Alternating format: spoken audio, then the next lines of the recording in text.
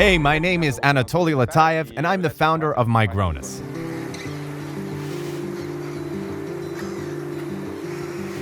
The mountains on two islands, Saint Kitts, which is now behind us, and Nevis. Saint Kitts is the main island. There's a big international airport here, or at least big by Cuban standards. It operates flights from the biggest hubs such as Miami and other cities. There's also a big cruise port in Saint Kitts. Nevis is more or less the same size, but it has a more laid-back vibe to it. There are properties both on Saint Kitts and Nevis that fall under the citizenship program of the islands. Right now, we're on the way to Nevis to take a look at some of them.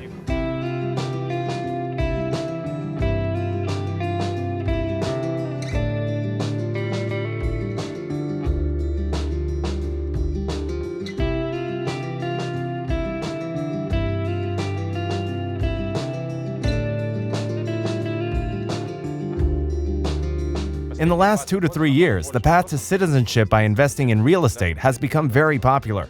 For example, according to the head of the citizenship agency here on Saint Kitts and Nevis, more than 75% of applicants choose the real estate route. This is as of April 2020.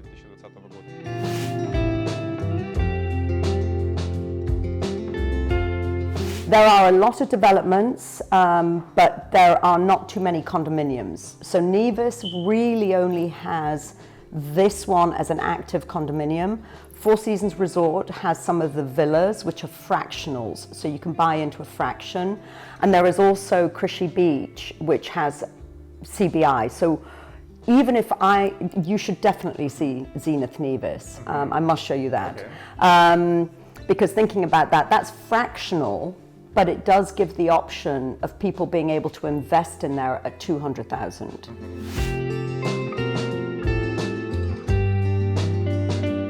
Villas at Four Seasons, you can buy up to 7 million. So if somebody wants a home with a lifestyle, then the world is their oyster. They can buy anything they want at Four Seasons, and there are some very, very beautiful properties. There is no option for CBI at 100,000. There are a few options at 200,000, and that would buy somebody the opportunity to have use of the property for a couple of weeks. So they are buying a share, and normally that share will be rotated so that they'll get use of it at different times. Yeah. So that you get use of it at different times of the year.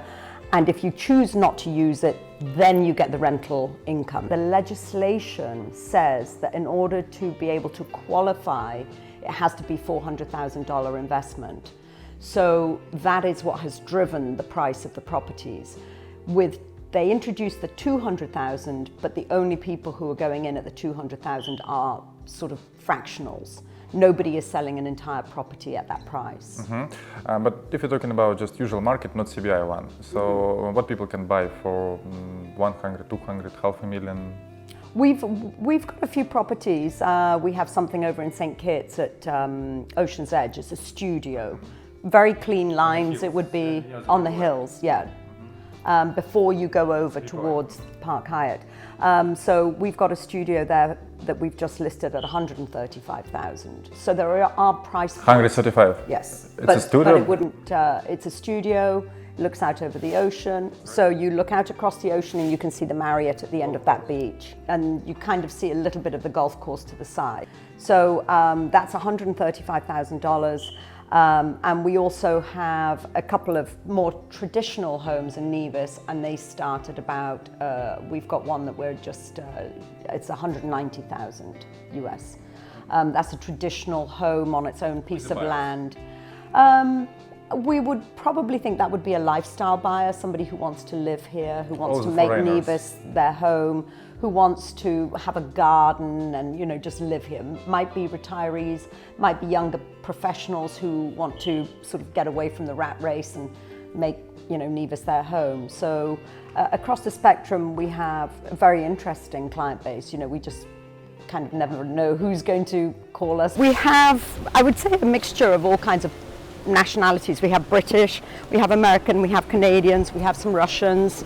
So it is pretty, mixed. And then as of 2020, more than 100 properties suited for citizenship have been approved. At the same time, there are frozen properties such as this one. In other words, investors poured cash into them, and it's unlikely that they'll get it back.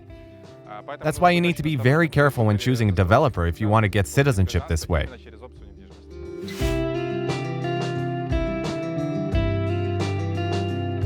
There is one development here in Nevis that did not get built to fruition. The people had bought their economic citizenship, they bought the units, they were a CBI investment. They got their citizenship, but then the project never finished.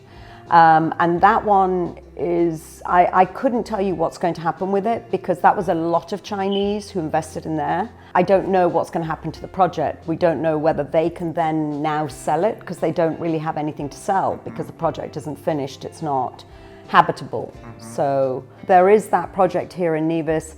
In Saint Kitts, pretty much I think everything is kind of continuing. There was a project out on the Southeast Peninsula that was like a spec, and that hasn't really finished. But most other projects in Saint Kitts have moved to completion, so there isn't a big problem in Saint Kitts that I can think of right now. That's why we always go to the island to personally check the properties. We examine not only the developer's papers, but also their previous projects, their reputation on the market, and we also verify their completed projects. We also research the property as well as the island to provide the clients with real information from the actual property site.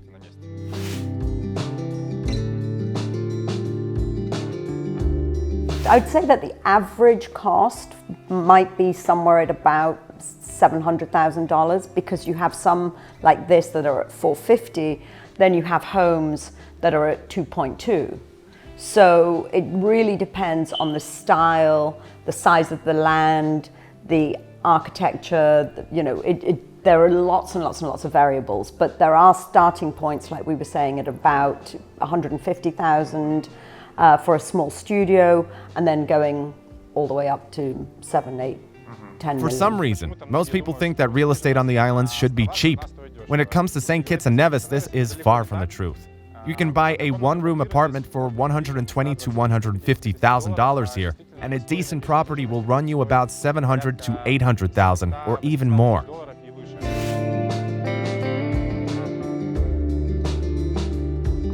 As we were discussing, it's actually becoming very, very favorable because people who have already obtained their economic citizenship are now in a position to sell because they've had to keep it for the 5 years. And when they're selling it, they're not too price driven, they just want to sell the property. So at the moment, it's very favorable. People are getting good prices. Because it just started, the secondary market just started because of... Yeah, because it was a 5-year hold. So now it's kind of new that people who bought after that had started, so it's kind of a new idea. So where a property like this might have been priced at $795, brand new, the vendor now is selling at $450 because, you know, they have a motivation to sell, they got their passport, they've done the 5 years, they can then sell. How often do you have such properties? Is it a good price? We're getting them more now because of the 5-year. So it's kind of a new thing, but I guess it'll go in cycles. It'll depend as to when people bought and how they work out their 5-year period. And what you're finding is some people who have already obtained their citizenship, they're ready to sell, and so they've just lowered the price. So we can so say this that is a good secondary market is, has some good offers. Yeah, very much so. I mean, if the developer has 1 or 2 condos still available, but if he were to sell them, he'd be selling them close to 800,000. So that's why the resale market offers a lot of opportunity at the moment.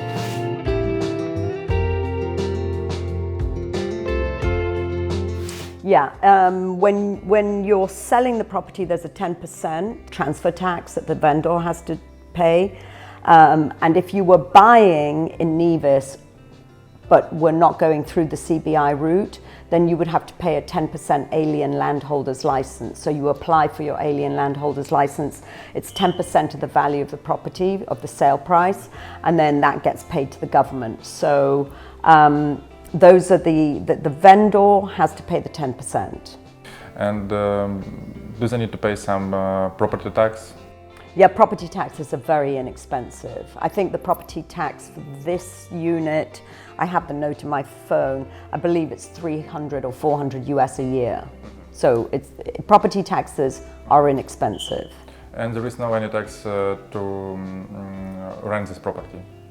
If it's a short-term rental, it's because all of the management is done here through the office, they would pay the sort of required taxes. For hotel accommodations, and this would fall under that, would be 10% that they would pay to the government of the revenue. If you want to find out more about Saint Kitts and Nevis, check out the links below this video. Also, post your questions in the comments and subscribe to our channel. See you!